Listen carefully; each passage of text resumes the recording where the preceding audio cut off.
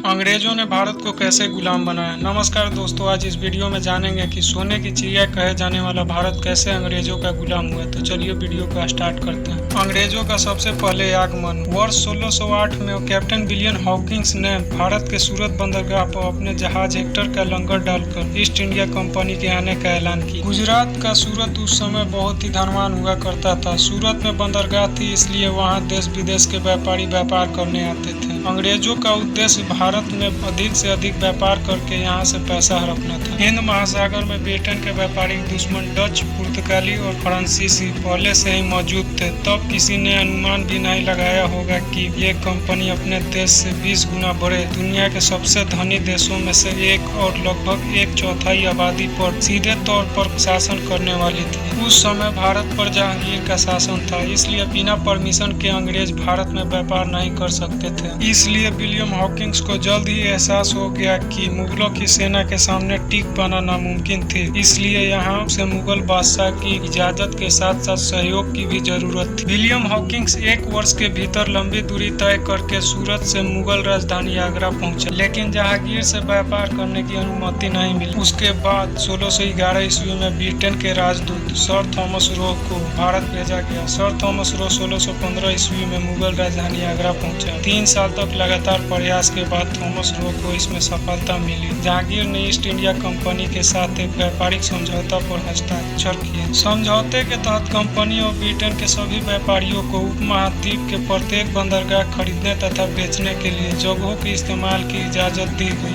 जिसके तहत अंग्रेजों को 500 पैगोडा जमीन पर गोलकुंडा राज्य यानी अब के हैदराबाद के बंदरगाह पर अपना व्यापार स्थापित करने की स्वतंत्रता मिली। अंग्रेजों ने कोलकाता, बॉम्बे, मद्रास के आसपास अपना व्यापार करना शुरू कर दिया। बदले में यूरोपीय उत्पादों को भारत को देने का वादा किया गया था। कंपनी के व्यापारी मुगल की रजामंदी से भारत में सूत, नील, पोटेशियम नाइट्रेट और चाय खरीदते थे और विदेशों में उन्हें महंगे दामों पर बेचते थे और खूब मुनाफा कमाते थे। साल 1670 में ब्रिटिश सम्राट चार्ल्स द्वितीय ने ईस्ट इंडिया कंपनी को भारत में युद्ध लड़ने और उपनिवेश स्थापित करने की अनुमति दे दी। ब्रिटिश सेना ने पहले भारत में पुर्तगाली, डच और फ्रांसीसी का मुकाबला किया और अधिकांश युद्ध जीते और कंपनी का विस्तार बढ़ता गया। धीरे धीरे उसने बंगाल के तटीय क्षेत्रों को अपने नियंत्रण में ले लिया। साल 1707 में औरंगजेब की मृत्यु के बाद विभिन्न क्षेत्रों में लोग एक दूसरे के खिलाफ हो गए। बंगाल मुगल साम्राज्य का एक अभिन्न अंग था, लेकिन औरंगजेब की मृत्यु के बाद बंगाल कई छोटे छोटे प्रांतों में टूट गया। ईस्ट इंडिया कंपनी ने इन परिस्थितियों का लाभ उठाते हुए लाखों की संख्या में स्थानीय लोगों को सेना में भर्ती किया। अंग्रेजी सेना एक के बाद एक मुगल, मराठों, सिखों और स्थानीय नवाबों की बड़ी संख्याओं को हराती चली गई। साल 1756 में नवाब श्री राजूदौला भारत के सबसे धनी राज्य बंगाल के शासक बने। मुगल शासन के टैक्स का 50% इसी राज्य से आता था। बंगाल न केवल भारत में बल्कि पूरे विश्व में कपड़ा और जहाज निर्माण का एक प्रमुख केंद्र था। शुरू से ही अंग्रेजों की नजर बंगाल पर लगी हुई थी, क्योंकि बंगाल एक उपजाऊ और धनी प्रांत था। अंग्रेज श्री राजूदौला को हटाकर किसी ऐसे व्यक्ति को नवाब बनाना चाहते थे जो इनके इशारे पर चलने को तैयार हो। इसके लिए अंग्रेजों ने प्रयास करना शुरू किया और कुछ स्थानीय व्यापारियों को अपनी ओर मिलाकर उन्हें नवाब श्री राजूदौला के विरुद्ध भड़काना शुरू किया। मुगल सम्राट के द्वारा अंग्रेजों को निःशुल्क समुद्री व्यापार करने लगे। समुद्री व्यापार करने की छूट मिली थी, लेकिन अंग्रेजों ने इसे दुरुपयोग करना शुरू किया। वे अपना व्यक्तिगत व्यापार भी निःशुल्क करने लगे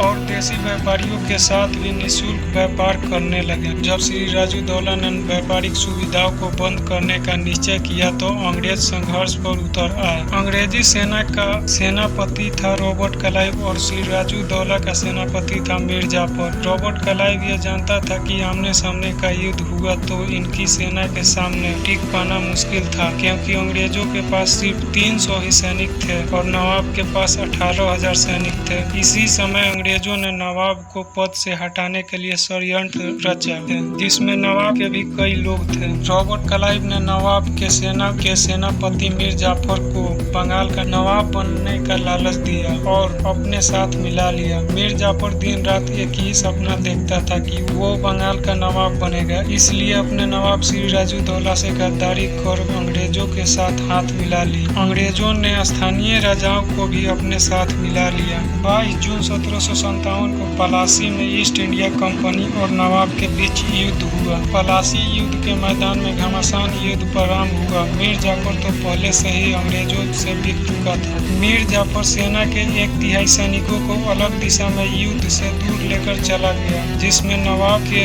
आधे से ज्यादा सैनिक तो युद्ध में भाग भी नहीं ली, जिससे नवाब की जबरदस्त हार हुई। अंग्रेज यह युद्ध जीत गए और नवाब की हत्या कर दी गई और मीर जाफर को बंगाल का नवाब बना दिया गया। लेकिन यह एक अयोग्य व्यक्ति था। इसकी अयोग्यता का फायदा उठाते हुए बंगाल का वास्तविक शासक अंग्रेज बन गया। बंगाल पर अंग्रेजों का प्रभाव बढ़ता गया। पलासी युद्ध के बाद बंगाल में ब्रिटिश साम्राज्य की नींव डाली गई। अंग्रेजों को नवाब बनाया गया और एक व्यापारिक संस्था ने बंगाल की राजनीतिक बागडोर अपने हाथों में ले ली। अगस्त 1765 में ईस्ट इंडिया कंपनी ने मुगल बादशाह शाह आलम को हराया और लॉर्ड क्लाइव ने पूर्वी प्रांतों बंगाल, बिहार और उड़ीसा की टैक्स वसूलने और जनता को नियंत्रित करने का अधिकार 26 लाख रुपए वार्षिक के बदले हासिल कर लिया। इसके बाद पूरा भारत ईस्ट इंडिया कंपनी के शासन के अधीन आ गया। इस तरह से अंग्रेजों ने पूरे भारत पर अपना अधिकार जमा लिया और पूरे भारत पर कब्जा कर लिया। दोस्तों, अंग्रेजों ने लगभग 200 सालों तक